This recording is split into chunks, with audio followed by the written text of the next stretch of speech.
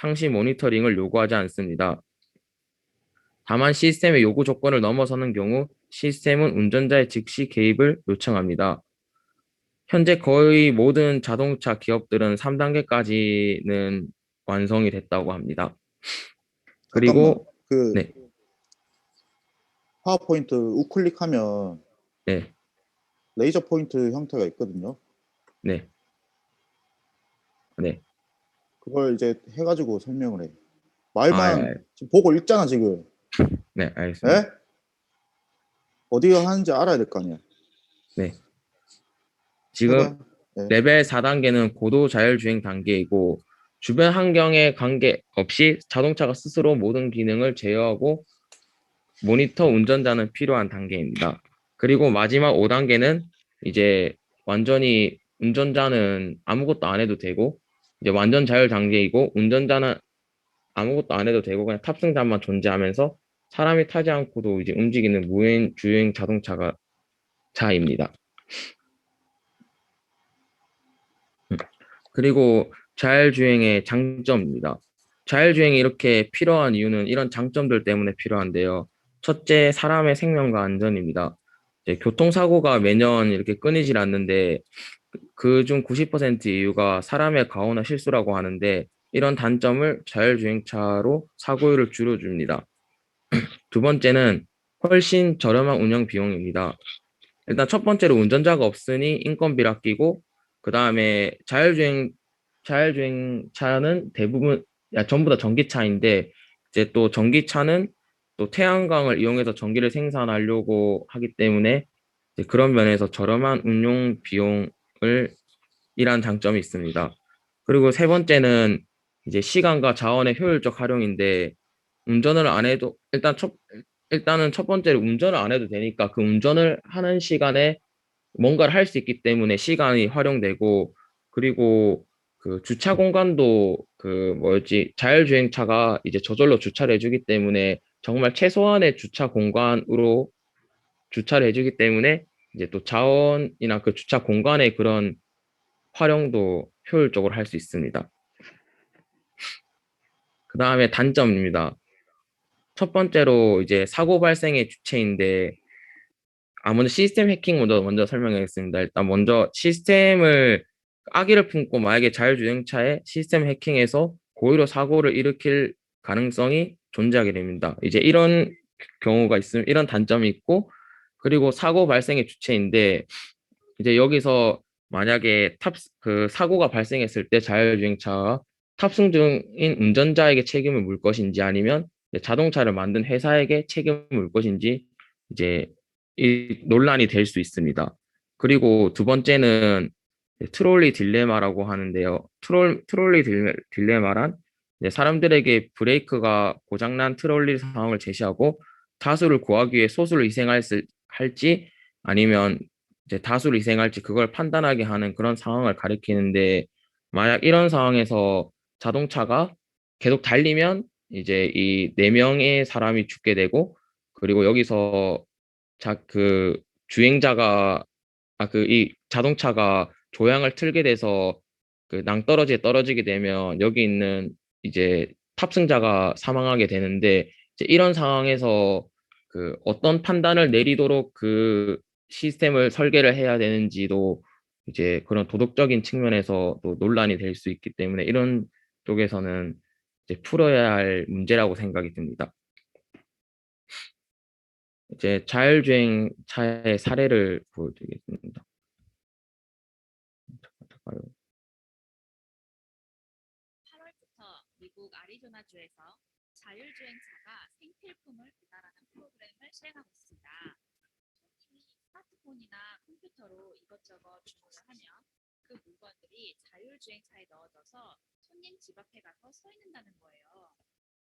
자동차가 안전하게 도착을 하면 손님은 비밀번호를 받게 되고요. 그 비밀번호를 이용을 해서 잠겨진 자동차를 열고 들어있는 물건들을 픽업할 수 있는 거죠. 두 번째 사례입니다. 2018년 말부터 웨이모 원이라는 택시 서비스가 시작되었습니다. 우버와 똑같이 핸드폰 앱으로 택시를 부르는 방식인데 택시가 자율주행이라는 거. 이렇게 뒤에 앉아 있으면 주변 환경도 스크린으로 확인을 할 수가 있대요. 공유경제의 선두주자인 우버는 이주가구 전인 2016년부터 샌프란시스코에서 시험 운행을 진행하고 있었고요. 현재 조금씩 다른 도시로 확장 중입니다. 다음은 블록체인이라는 기술을 설명하겠습니다.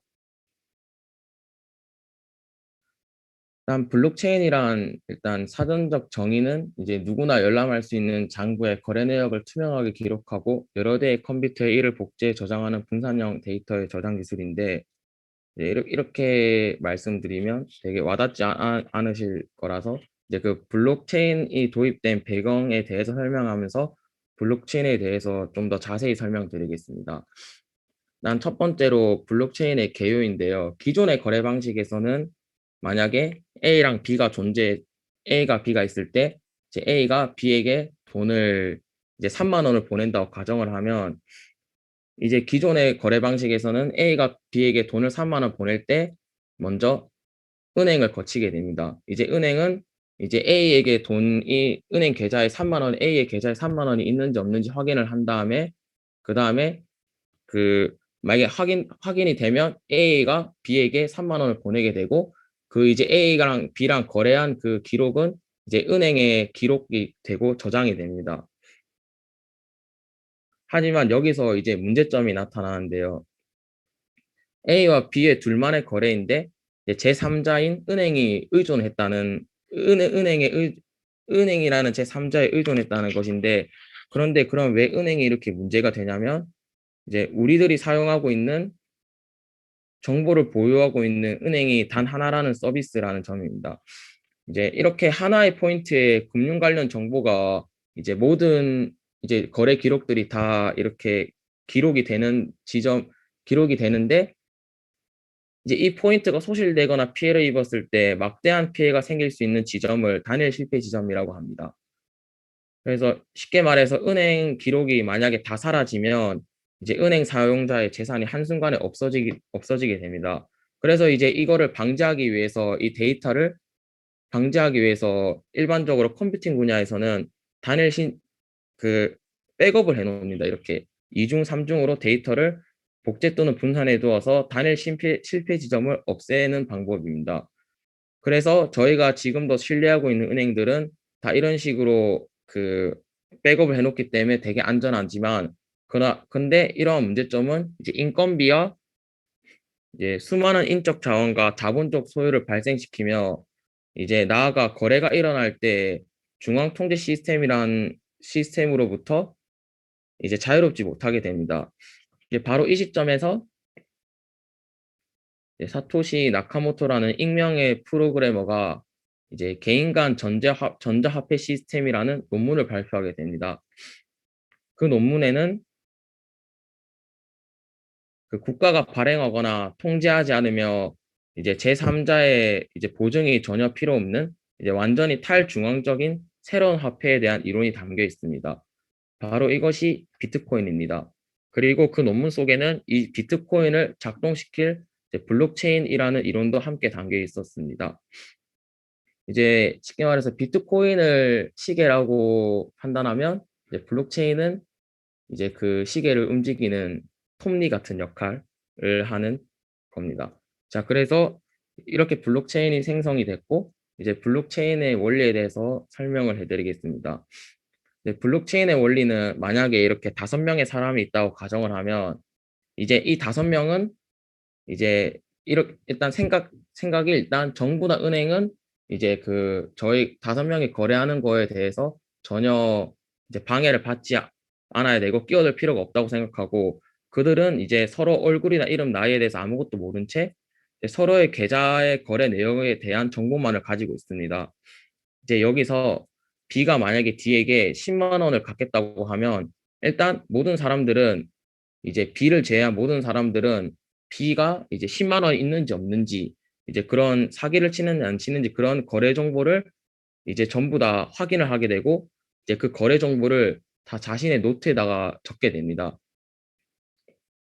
그리고 이제 이제 만약에 체크한 다음에 이제 그 10만 원을 빌리는 거에 대해서 타당하다고 7만 원을 갚는 거에 대해서도 타당하다고 생각하면 이제 그 거래가 이루어지는데 그 거래가 이루어지는 게 노트에 기록이 되고 이제 그리고 만약에 다른 거래가 있을지 또 그 노트에 또 똑같이 그 각자 동일한 거래 내역에 적힌 이제 거래 내역이 또 동일한 노트에 거래 내역이 적히게 됩니다.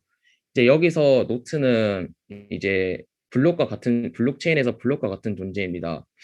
그래서 만약에 이런 블록이 있는데 만약에 이 블록이 가득 차면 이제 다른 블록을 쌓아서 새로운 내용을 채우고 그리고 그 블록끼리 연결을 지어서 보관하는데 이것을 체인이라고 합니다. 그래서 동일한 거래 내역이 담긴 장부를 모든 사람이 나눠 가짐으로써 블록체인을 공공 거래 장부라고 부르기도 합니다.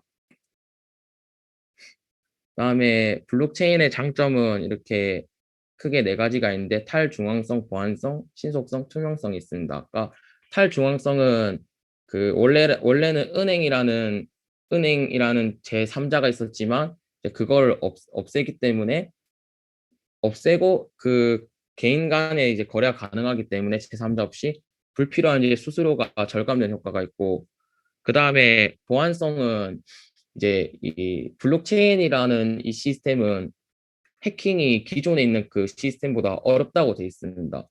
그래서 이게 그 뭐였지 아, 이 부분에서는 그 그림 자료를 그 모르고 제시를 안 해서 그런데 어쨌든 그 블록체인의 시스템은 이제 기존에 있는 시스템보다 해킹이 어렵다고 해서 보안 비용이 이렇게 절감이 되고 그리고 신속성과 투명성에 대해서는 그 뒤에 자세히 설명드리겠습니다. 어, 여기서 추가로 설명을 드리면 이제 만약 국가와 국가 간에 무역을 할 때 이제 중간에 뭐 내외 운송장 이제 그리고 내외 세관 그다음에 이런 물류업체 이런 등을 거치게 되는데 이렇게 되면 이제 그 무역을 하는 간의 프로세스가 상당히 길어지게 됩니다. 하지만 이제 블록체인을 이용하면 이제 배가 움직일 때마다 생기는 그런 그 이벤트들을 다 실시간으로 자기 파티원들에게 다 공유를 하기 때문에 그 이제 그 파티원들은 이벤트들에 대한 이제 대처가 빨라지고 그래서 프로세스 시간이 단축이 됩니다. 그래서 그 신속성이란 장점이 있고요. 그리고 기존의 거래 방식으로는 국가 간의 거래 기록이 달라서 이제 분쟁이 생겼을 때 이제 서로 간의 잘잘못을 판단하기가 어려웠는데 이제 블록체인 방식은 중개자 없이 그냥 모두가 거래 기록이 공유가 되기 때문에 이제 누가 잘못했는지 판단하기 쉬워집니다. 이제 블록체인의 단점은 또 그 블록체인도 이렇게 종류가 두 가지로 나뉘는데 이제 이런 퍼블릭 블록체인과 프라이빗 블록체인 이렇게 두 개로 나뉩니다. 이제 일반적인 모든 대중이 자유롭게 참여할 수 있는 블록체인이 퍼블릭 블록체인이고 이제 당연히 이런 장점은 이제 그 모두가 다 이제 그 거래 내용을 다 공유하기 때문에 이제 뭐 장부 조작이나 뭐 정보 유출 그리고 이제 모두가 다 동등한 상황이기 때문에 이제 남용도 방지가 됩니다. 하지만 단점으로는 이제 공공으로 모든 거래 내용이 이제 공유가 되기 때문에 아무래도 그런 또 다른 보안상 이런 문제가 생기게 됩니다. 그래서 그 반대되는 개념이 프라이빗 블록체인인데 이제 프라이빗 블록체인은 특정 집단만을 위한 그런 비공개 블록체인입니다. 그래서 이제 검증의 장점으로는 이제 그 여기는 모든 그냥 대중들이 다 그냥 할 수 있게 만든 블록체인인데 이건 특정 집단만을 뽑아서 한 비공개 블록체인이기 때문에 검증에 참여하는 인원을 제한해서 검증 소모 시간을 단축시켜 줍니다. 근데 또 이런 단점으로는 이제 원래 블록체인을 만들어진 그 생성 원리 자체가 이제 그 중앙화 시스템을 탈피하기 위해서 이제 제3자를 없애기 위해서 했는데 이런 또 프라이빗 블록체인은 또 특정 집단만을 위한 비공개 블록체인을 만들어 놓으면 또 그 특정 집단만을 관리하는 그 통제하는 통제하는 권한을 가진 자가 필요하기 때문에 그 블록체인에 접근을 허가하는 권한을 생성하게 됩니다. 그럼으로써 중앙화 시스템을 조금씩 수용하기 때문에 또 그 블록체인의 단점이 기존 그거의 단점이 생기게 됩니다. 그리고 이거 두 개 말고는 또 뭐였지? 또 블록체인의 이 두 블록체인의 장단점을 보완한 이제 퍼블릭 블록체인의 이제 투명성이나 탈중앙화 등 이제 이런 장점을 제공하면서 거래 내용 이제 접근이나 공개 및 거래 변경에 대해서 제한할 수 있는 하이브리드 블록체인이라는 또 블록체인도 종류가 있습니다. 다음은 지능형 센서의 기술을 설명드리겠습니다. 지능형 센서란 빛, 온도, 습도 따위의 환경 정보를 감지해서 전기 신호로 변환하는 장치입니다. 지능형 센서의 개요는 먼저 이런 4차 산업혁명 기술들이 이렇게 발전하게 되면서 이제 그 데이터 수집 및 이제 활용의 가치와 중요성이 이제 더욱더 부각되었고, 이제 그로 인해서 이제 주변 환경 정보를 전기 신호로 변환하는 이제 센서의 수요가 증가함으로써 지능형 센서에 기대를 많이 하고 있습니다. 이제 이거는 지능형 센서의 음장 보안 센서인데 뒤에 영상이 나와서 영상과 함께 자세히 설명하겠습니다. 일단 대체 그 작동 원리는 스피커에서 음파를 주기적으로 방출하면 이제 사람이 움직이거나 그 스피커에서 음파를 주기적으로 방출하면 그 방출하는 게 그 음파를 감지하기 위해서 그 뭐였지 방출을 하고 있고, 그리고 이제 사람이 움직이거나 온도 변화가 있으면 이제 그 음장이 변화를 하게 됩니다. 그러면 아까 봤던 그 마이크에서 음장 변화를 파악하고 그럼 신호 처리부에서 이제 이런 조치를 사용자에게 알림을 보내던가 아니면 위급한 상황이면 뭐 경찰에 신고를 해준다거나 그런 이제 알림을 보내게 됩니다.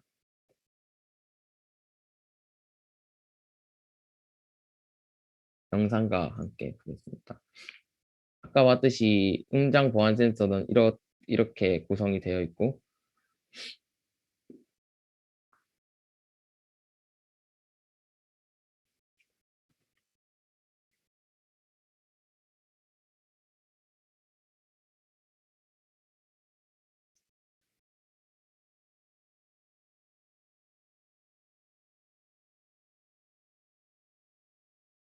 여기서 먼저 스피커는 귀뚜라미 울음소리랑 비슷한 소리를 2, 3초마다 0.5초씩 계속 방출을 합니다. 그리고 이렇게 침입자가 들어왔다 그러면 사람의 움직임이나 있어서 음장 변화가 이렇게 일어나게 됩니다. 그리고 이렇게 화재가 났을 때 또 온도 변화가 있으면 이제 이런 식으로 음장이 변하게 됩니다. 그거를 이제 그 음장 보안 센서에 마이크로 그 파악을 한 후 이제 신호 처리부에서 사용자에게 알림을 보내거나 아니면 이렇게 알림을 보내게 됩니다.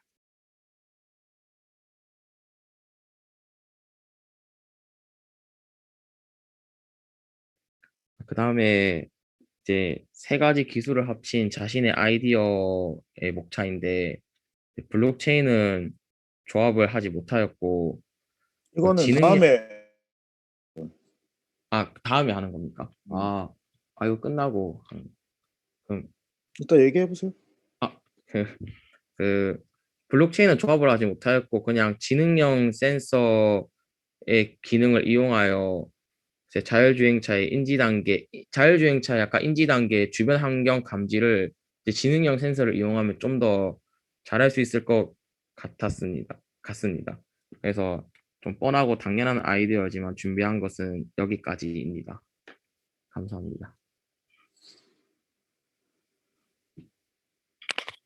발표 끝. 끝입니다. 이게 지금 이런 식으로 자기 아이디어를 말하면은 저도 얘기할 수 있을 것 같아요. 네, 1시간 동안. 알겠습니다. 지금 다음에 또 이 기술 소개가 끝나고 네. 이제 지금 다른 학생들이 발표하는 것들이 있잖아요. 그러니까 네. 여러분들이 이제 알아야 될 게 내가 공부한 그 기술들은 내가 알고 있는 거예요.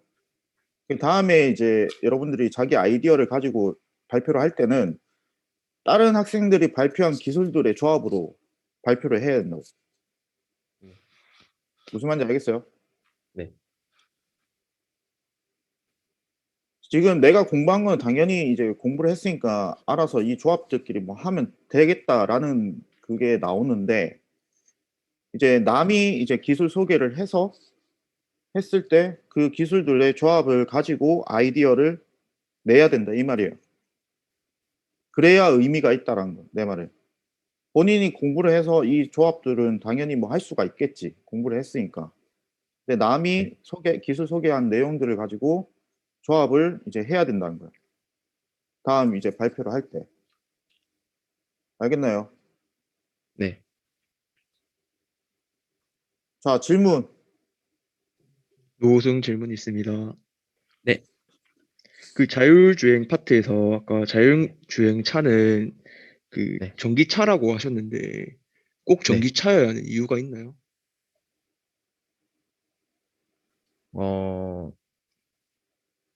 아마 제가 알기로는 이제 제가 그때 조사했을 때는 그렇게 이제 모든 그 차는 다 자율주행 차는 다 전기차로 만들 거라고 했습니다. 그 이유가 이제 뭐 환경적인 친환경적인 그런 이유도 있고 이제 좀 아까 말했듯이 뭐 태양광 발전을 이용해서 또 연료를 얻을 수 있으니까 좀 그런 전략을 위해서 그냥 그렇게 하는 것 같습니다.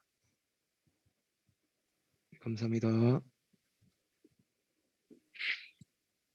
질문. 재영민 질문하겠습니다. 네.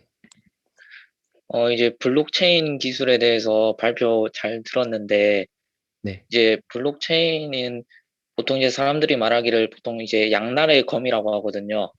장점이 뚜렷하지만 그만큼 단점도 뚜렷한데, 네. 이제 그 중에서 이제 범죄 자금에 대한 부분에 대해서 좀 질문을 드리고 싶어요.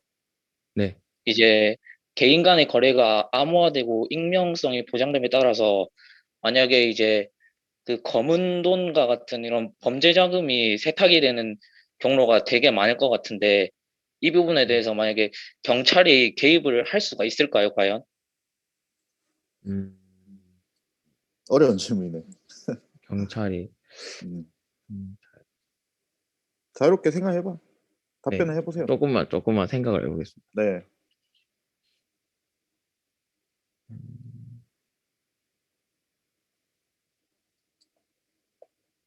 음,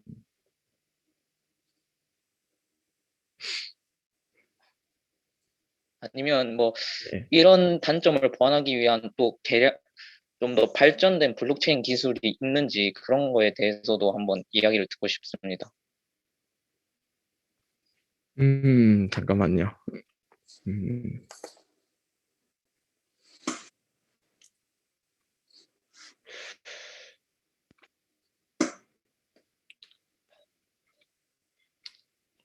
저 사실 이 블록체인의 이 개념을 이해하느라 엄청 힘들어서 좀 더 그것보다 더 발전된 개념을 잘 모르겠습니다. 그래서 이 개념 이해하는 거라도 너무 힘들어. 뭐 아, 한 가지 예를 들면 네, 이제 네, 우리 네, 뉴스에서 나온 뭐 엠번방 사건 알죠? 그 성범죄. 네, 네, 그때 거래된 그 돈들이 가상화폐였잖아. 네, 네, 그 가상화폐를 가지고 이제 거래가 되면서 그 조주빈한 그 범죄자가 그 안 된다고 얘기를 했죠. 자기를 못 찾는다고 얘기를 했잖아요. 그죠? 네, 또 그런 얘기도 나왔었고, 그리고 그 거래량, 그러니까 그 엠번방을 들어가기 위해서 그 뭔가 했던 그 가담했던 사람들이 있을 거 아니에요. 돈을 지불을 하고 네, 네, 그 사람들의 거래가 있으니까 그 사람들을 잡았을 거 아니에요. 또 한편으로 네, 그런 가상화폐로 이제 거래를 했지만 그 경찰들이 개입을 해서 그런 이제 리스트들을 뽑아냈잖아요.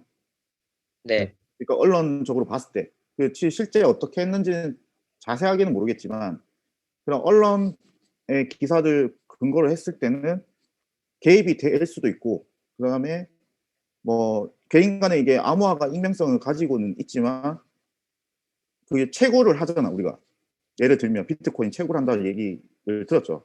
그게 이제 네. 하나의 박스를 자꾸 열어가면서 뭔가 이제 그런 체인을 풀어가는 방식의 그 솔버란 말이에요. 그 채굴이란 게 컴퓨팅을 이용해서 뭐 그런 네. 기술들이 컴퓨팅 파워가 되면은 또 그것도 알아볼 수는 있겠죠. 우리가 진짜 심각한 범죄라면 가담을 해서 그런 이제 기술들을 사용을 해서 뭐 그런 리스트를 이제 얻을 수가 있겠죠. 그리고 뉴스에서도 N번 방에 자기가 돈을 지불을 하고 가담했던 사람들의 리스트를 이제 찾아냈잖아. 결과론적으로. 그런 네. 관점에서 봤을 때는 또 개입이 될 수 있지 않을까라는 거죠. 그 사회적 이슈의 문제에 대해서 그렇게 생각해 볼 수도 있을 것 같아요. 한편으로. 답변이 됐나? 네, 답변은 됐는데 네. 저는 반대의 경우를 한번 생각을 해보고 있었습니다.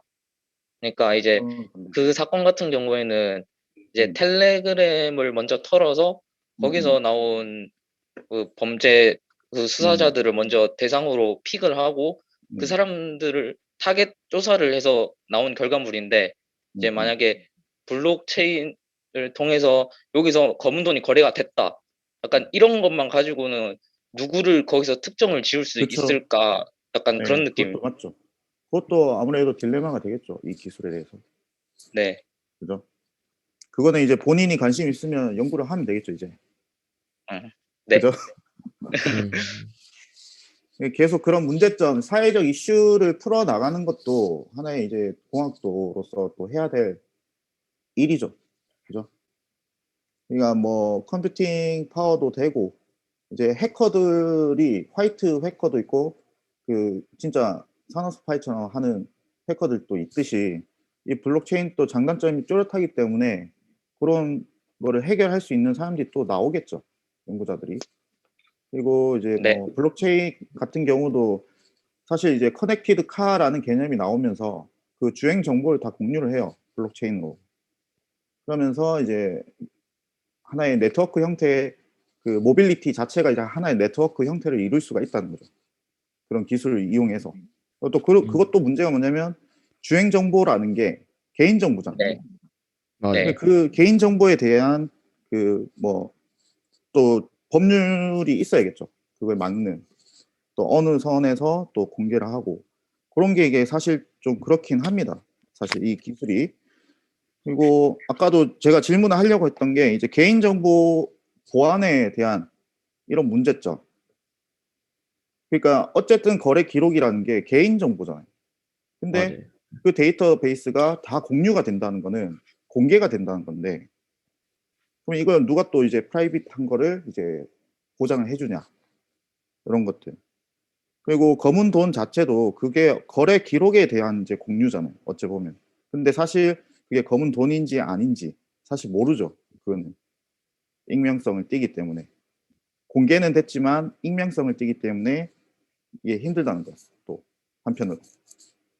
그러니까 신뢰성은 좋은데 이제 범죄 관점에서는 그게 또 딜레마가 올 수 있다. 그렇게 그런 문제가 또 발생할 수가 있죠. 아무래도. 네. 그 다른 사람 질문. 네. 네. 네. 네.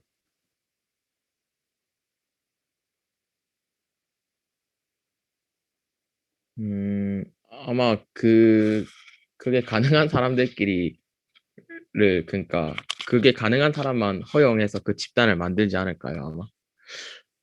음, 예를 들어 뭐, 그것도 본 것 같은데, 기업은 기업끼리 막 이렇게 한다고 했는데, 그런 거 아닌가요? 네.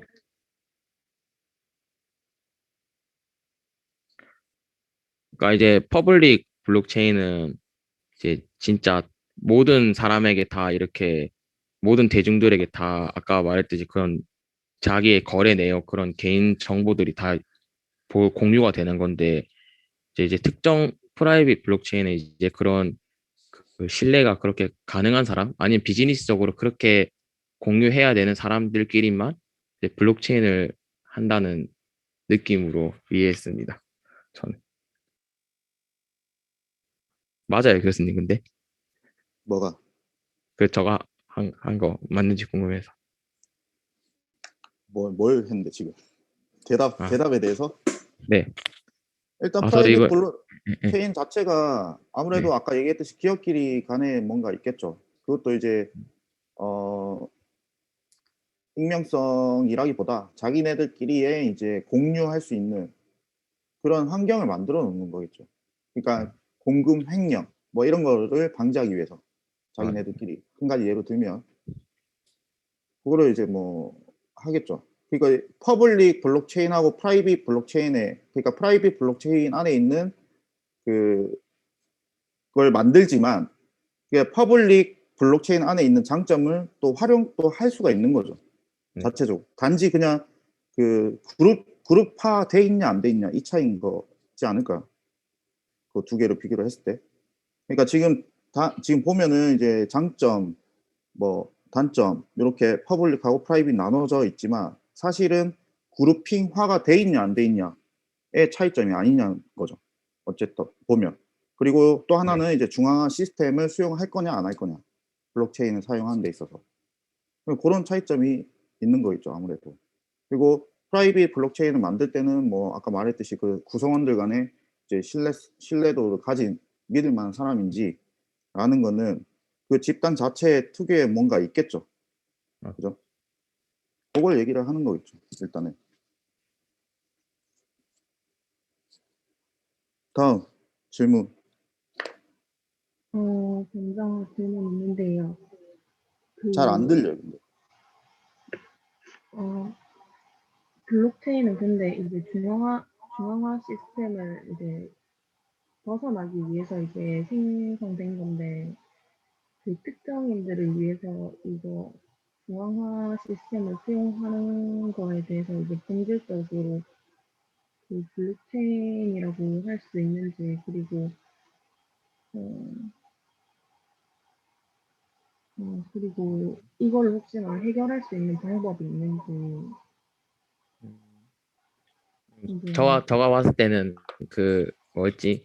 이제 본질은 당연히 그 중앙화를 없애려고 했는데 또 그 중앙화를 만약에 완전히 탈피해 버리면 이제 모든 사람에게 그게 다 공유가 되니까 아마 또 이제 또 그러면 또 프라이빗 블록체인처럼 이제 그 신뢰 있는 사람 아니 비즈니스적으로 그래야 그런 집단들만 이렇게 또 하면 또 이게 생기는 것 같아요. 그 또 거기에 관한 또 장점 단점. 그래서 이걸 또 최대한 두 개의 단점을 보완해서 또 그것도 만든 게 그 하이브리드 블록체인이라고 그런 종류도 있었어요. 그래서 그게 또 퍼블릭 블록체인의 이런 이제 좀 투명성이나 탈중앙화 등의 그런 장점을 이용하면서 그 다음에 이제 그 프라이빗 블록체인처럼 이제 그 권한이 있어서 이제 그런 거래 내역이나 그다음 거래 내용 이제 접근이나 그런 거래 변경 이런 공개에 대해서를 조금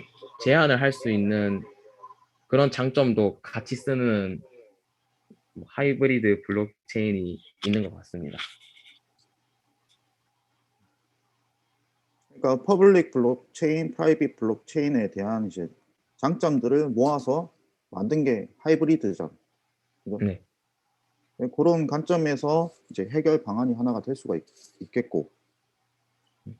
그리고 이제 프라이빗 같은 경우 아까 말했듯이 뭐 공유의 보안의 문제겠죠. 자기들만의 이제 블록체인, 자기네들끼리는 공유가 가능하지만 그 공유 내용이 뭐 국가 기밀이다. 국가 기밀 같은 경우는 이제 프라이빗한 블록체인 안에서 공유가 돼야겠죠. 그 일을 하는 사람들끼리. 그러면 이제 또 퍼블릭 블록체인이라는 게 또 뭐 안 맞을 수도 있는 거죠. 그 목적에 맞게 또 상황에 맞게 적절하게 이제 그 기술이 적용이 돼야 된다라는 게 뭐 결론이 되겠죠. 이게. 네. 그리고 제가 질문이 있는데 하나는 네. 트롤리 딜레마에서 네. 본인 생각은 뭐야? 아, 음. 이게 이게 저가, 예, 예. 어디서 나왔냐면 MIT에서 나왔어. MIT. 이거 원래 이거 정확한 상황이 있던데, 그 정확한 상황이 그 뭐였지? 한 개의 상황은 이제 뭐였지? 열차가 운행 중인데, 한 선로를 틀면 이제 거기 일하는 인부 한 명이 죽고, 그대로 가면 인부 5명이 죽는데, 이제 어느 쪽 선택할 거냐는 상황이고, 두 번째 그러니까 상황이, 예. 이게 똑같잖아요, 근데. 근데 두 번째 똑같은데, 네, 똑같은데 서로 다른 선택을 해서, 그래서 음. 그 아니었어요. 그러니까 방금 상황에서는 이제 한 명이 죽는 걸 선택했는데, 또 두 번째 상황에서는 육교에서 이제 자동차가 지나가고 있는데, 그 육교 위에 2명의 사람인데, 한 명이 좀 무게가 나가는 사람이었는데, 이제 그 사람을 떨어뜨리면 5명의 사람이 살 수 있는데, 이제 떨어뜨리는 게 맞냐 아니냐를 했는데, 그 떨어뜨리는 게 맞다고 또 그, 떨어뜨리면 안 된다고 해서 5명을 죽인 게 맞다고 해서 그런 딜레마가 있다고 봤었어요. 근데 이제 저 같은 경우에는 이제, 음, 이런 상황이면, 어렵죠. 네, 정말. 근데 저도 그때 예전에 뭐 이것도 어떤 교양에서 무슨 생각해봤던 것 같은데 좀 어려운 것 같아요. 그냥 단순히 사람 수로만 판단하기에는 또 이게 명분이 이게 또 죄 없는 사람일 수도 있고 또 이런 거 생각하면 죄는 다 없죠. 네 죄는 쟤는 다 없는데 네 그걸 선택을 할 때 컴퓨터 알고리즘이 컴퓨터에서는 1, 0만 판단을 하는데 네, 이런 이제 어 극명하게 이제 상황을 판별은 할 수 있지만 그 선택에 있어서 본인 생각이 뭐냐 이거지. 어렵지만 아, 뭐 음, 저는 이제 제 생각은 그냥 만약에 저가 지금 화면에 띄워놓은 이 음, 음, 상황이면 음, 음. 이제 제가 봤을 때는 트는 게 맞다고 봐요. 그냥 독립투사네. 그러니까 이게 근데 어떻게 보면 자기가 제일 중요한 거긴 하지만 음, 근데 이제 뭔가 전체적인 걸 봤을 때 음. 따지고 보면 여기 있는 사람이 잘못된 게 아니고 자기가 이 차를 끌고 나온 어떻게 보면 자신의 잘못이 크지 않나. 그리고 뭐 근데 거기에 그 기술에 합당한 돈을 지불하고 내가 서비스를 받는 거잖아. 이 차를 운영하는 거. 차를 샀다고 잘못된 건 아니잖아. 안 그래? 맞아요. 그러니까. 그냥 그런 상황이 오면 근데 음. 정말 안 오길 빌어야죠. 그러니까 항상 이걸 질문하는 이유가 공학도들이 네, 그냥 아무 생각 없이 그냥 설계만 하고 네, 한단 말이에요. 돈 벌기 위해서. 네, 근데 인문학적으로 봤을 때 이런 상황들이 벌어졌을 때 그 어떻게 판단할 거냐. 컴퓨터가 판단한 거는 0, 1밖에 못 하는데 네. 이런 상황들을 어떻게 문제 해결을 할 거냐는 거죠. 공학도들이. 그러니까 그걸 자꾸 생각을 해야 된다는 거예요. 엔지니어들은. 그러니까 어떤 시스템을 만드는 것도 중요하지만 그 시스템이 운영이 되면서 발생되는 그러니까 도덕적인 문제들, 윤리적인 윤리적인 문제들. 네, 문제들 그런 거를 항상 생각을 하면서 뭔가 이제 시스템을 설계를 하고 만들고 해야 된다는 거예요. 그 의도로 내가 물어본 거예요. 이런 네. 문제점 또 발생하니까 이것도 거론이 안 되면 엔지니어들은 모르는 거야 그냥. 그리고 명수로 따질 것 같은데 이제. 그러니까 우리는 그냥 객관적으로 이렇게 보는 거예요. 음. 가수를 위해서 소수가 희생해야 된다. 단순하게. 그게 맞지 않은 거지. 인문학적으로 봤을 때. 네, 아닌 경우도 있죠. 아닌 경우도 있으니까 이러한 부분도 이제 생각을 해야 된다고 이제 엔지니어라도. 네, 알겠죠? 어렵잖아 네, 지금. 맞습니다. 그런 게 있고 그 다음에 두 번째는 자율주행이 완전히 됐어. 네, 됐는데 음주 운전이라고 얘기를 할 수가 있을까? 음주운전. 음. 어, 근데 자율주행이 완전히 되면 음주를 하든 상관없지 않을까요? 어차피 자동차가 움직이는데. 근데 음주 운전이라는 게 너무나 이슈가 되고 있는 상황입니다. 사회적으로. 근데 그거는 이제 그, 그 주행자가 이제 그 차를 모는 상황이기 때문에 그 주행자의 비중이 큰데 그 주행자가 그렇게 음주를 해버리면 그 비중만큼의 그게 발생하니까. 근데 이제 완전히 자율주행이 되면 이제 자율주행 그 자동차가 완전히 100% 비중을 차지하고 보행자는 그냥 뭐 그냥 버스 타는 그런 정도니까 자기 차 안에서 음주운전은 허용이 되지 않을까요? 그러니까 음주자가 네. 탑승을 해도 된다. 아.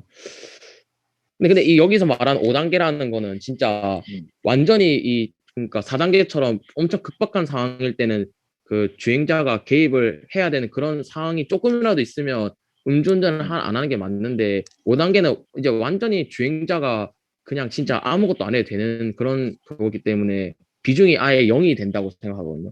그러면 음주운전 해도 되지 않을까요? 음주운전은 하면 안 되죠. 안 돼요. 운전은 음주자가 탑승이 가능한지 아니면 음주자가 운전을 해도 되는지 그건 다른 아, 얘기죠. 예, 운전은 하면 안 돼요. 무조건. 운전은 조금이라도 비중이 있는 상황이면 만약 4단계에서 조금이라도 운전자의 비중이 차지하는 그런 상황이면 일단 그 그 주행자는 일단 책임을 져야 된다고 생각해요. 그래서 음주를 하면 안 될 것 같아요. 그러면 그게 이제 대리 운전기사라는 관점에서 이제 네. 자동차가 알아서 운전한다. 네. 그러면 그거는 이제 사람이 이제 운전하는 거니까 오케이라는 거, 대리 운전이라는 거는. 그러면은 네. 그게 자율주행차가 내가 네. 음주를 한 사실을 알고 시동이 안 걸려. 차가 안 움직여. 그 기능이 아, 필요할 것 같아, 안 필요할 것 같아. 완전 5단, 자율주행차인데도 불구하고. 저는 5단계면 음. 그 필요 없다고 봐요. 그냥 버스 타는 거랑 똑같은 느낌이잖아요. 그 버스 타는 술 마신 사람 버스 타면 안 되는 것도 아니고 그냥. 물론 이게 그 허용이 대중교통일 된다. 때, 네, 허용, 그 5단계가 해도 된다. 완전히 되면, 네, 돼도 될 것 같아요. 그래요. 본인 생각이니까. 그 교수님 생각은 어때요? 궁금해서. 안 돼요? 안 되지 않을까요? 그 자동차가 네, 왜냐하면 네, 완전 자율주행이라는 거는 그 상황이 네, 판단되는 그 상황들이 네. 변수가 많다는 거지. 음, 완전 자율주행차더라도 제가 저번에 예. 그런 이제 데이터가 축적이 되지 않는 상황이 온다면 완전 자율주행차라고 한들 그 상황 판단에서 잘 할 수 있을까? 이게 아무리 AI를 쓰고 하더라도 AI는 데이터가 없으면 깡통이라고 얘기를 했잖아요, 제가. 네. 그런 데이터들이 충분히 축적이 되지 않는 상태라고 하면은 불가능할 것 같고, 일단. 네. 그 다음에 이제, 저도 그런 전제가 있었으면 그랬을 것 같아요. 무조건. 그러니까 그런 미연의 방지를 하기 위해서는 그런 기능이 필요하지 않을까. 음, 음. 맞습니다. 그리고 이제 테슬라 같은 경우는 주행 거리가 엄청나니까 그런 맞아요. 데이터들을 축적을 해놔서 지금 스테이트까지 왔어요. 테크놀로지가. 왔는데 그게 또 다 커버를 못 하잖아. 아무리 다른 기업들보다 데이터를 그만큼 축적했는데도 불구하고 5단계에 맞는 자율주행차를 만들지 못한다, 지금 기술을. 목표는 거기지만. 네. 그런 이제 기술적 한계들 때문에라도 그런 기능이 탑재가 돼야 된다는 생각이지, 난. 만능일 수는 없거든. 맞아요. 그런 뭐든. 인간적인 면으로 보면, 그렇지. 그러니까 그 인간미로 보면 무조건 있어야 되죠. 조금. 그러니까 근데 예, 사람이 판단하는 거랑 기계가 판단하는 거랑 다를 수 있거든. 네. 음. 네. 그런 관점에서 보면 필요하지 않을까 라는 생각이죠. 아무래도. 네. 그리고 또 그리고 하나는 네. 음장 센서에서 네. 그 카메라의 역할이 정확히 뭘 하는 거예요? 아, 카메라요. 왜냐면 음파로 카메라는 네. 음파로 카메라는 하는 건데 카메라는 이제 그냥 이제 모든 이제 그냥 저가 근데 이거는 좀 사실 기반이 맞는지 모르겠네. 그냥 제 생각에는 그냥 이제 음파로 그냥 모든 걸 판단하는데 카메라를 한번 재확인하는 거죠. 그냥 확인 사살 같은 느낌. 그런 거 아닐까요? 뭐 그런 관점에서 뭔가 카메라 일단 역할을 처음 한다. 네, 네, 카메라는 살짝 확인 사살 느낌으로 설치해 놓은 게 아니라 CCTV 느낌으로도 그냥 설치해 뭘 놨을 그렇게 수도 있고. 죽여 자꾸. 네, 근데 일단은 네, 음장 가지고 이제 온도 감지하는 거는 어떤 원리예요? 왜냐하면 사람은 이제 이게 물질이잖아. 매질을 네. 통해서 얘가 뭔가 앞에 물질이 있으면은 뭔가 변화를 일으키는 건 맞는데 이 음장과 온도와의 관계의 원리가 어떤 게 들어가 있어요? 뭔가 네, 이것도 그냥 제 지금 생각해 보는 건데 이제 그냥 온도의 변화가 있으면 그만큼 그 공기의 변화가 있을 거잖아요. 그 공기의 변화가 곧 그 소리의 매질 공기니까 그 음파에 변하지 않을까 싶은 생각입니다. 대기의 변화에 의한 디텍션, 네, 감지. 음, 그럴 수도 있겠네요. 그래요. 발표 잘했네. 잘 만들었네. 감사합니다. 그리고 다음에 발표할 때는 네, 지금 본인 소개한 기술 말고 다른 네, 학생들이 발표하는 기술들을 가지고 네, 한번 생각해봐. 네, 그거를 이제 또 만들어야겠죠. 알겠습니까? 네, 알겠습니다. 다른 친구는 질문 더 없어요?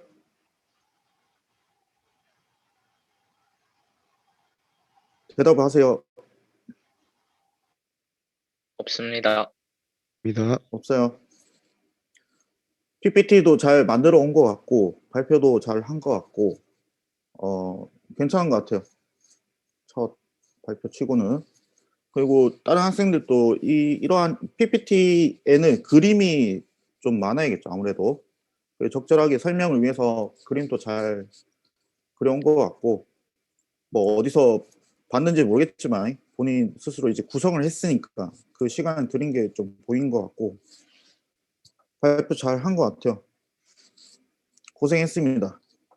감사합니다. 네. 그리고 그리고 중간고사가 이제 2주 남았나요? 이번 주 5주 차니까 8주 차에 중간고사 칩니다. 그 2주 차 때 다음 주에도 발표는 하는데 제가 동영상 강의를 올릴 거예요. 시험을 쳐야 될 거 아니야, 퀴즈를. 네, 네, 그죠? 그 공부를 할 때 강의 자료 위주로 공부를 하시면 됩니다. 알겠죠? 네, 한 30분 정도 칠 거고 문제는 한 30개 정도 그 객관식으로 제가 낼 거고 아마 LMS 안에 있는 퀴즈 기능을 가지고 제가 낼 거니까 아마 그럴 거예요. 그게 문제가 30개면 내가 1번부터 네, 30번을 만들었을 거 아니에요. 근데 사람마다 번호에 대한 문제가 계속 셔플이 돼. 아마. 네, 그러니까 남이 1번 문제 1번 찍었다 해서 1번 답이 아닐 수도 있다고. 문제가 다르기 때문에. 네, 알겠죠? 네. 그걸 이제 감안을 해서 시험을 치고 그리고 다음 주는 이 발표 수업도 하고 제가 그거 동영상 강의도 올릴 거고 그리고 중간고사 끝나면 이제 노우승 학생이 저의 연구실의 학생인데 노우승 학생이 그 로브라는 그 인터넷에 인공 머신러닝 하는 이제 오픈 프로그램이 있어요. 오픈 소스 프로그램이 있는데 그걸 설치를 해가지고 그 매뉴얼을 제가 중간고사 치고 9주차 때 업로드를 할 겁니다. 업로드를 할 건데 그거에 대한 이제 간단한 예를 한번 보고 여러분들이 그러니까 뭐 프로젝트를 하는 거죠. 요 플랫폼을 이용을 해서 하나의 뭐 이미지든 동영상이든 그런 데이터를 가지고 뭔가 디텍션을 할 수 있는 분류를 할 수 있는 그런 프로젝트를 할 건데, 다루는 거는 간단합니다. 다루는 건 간단한데 중요한 건 뭐냐면 자기가 문제를 어떤 문제를 정의를 해서 요 그 AI 플랫폼을 이용을 해가지고 문제를 풀어 나갈지, 그거를 이제 잘 정의를 해야 된다는 거죠. 알겠죠?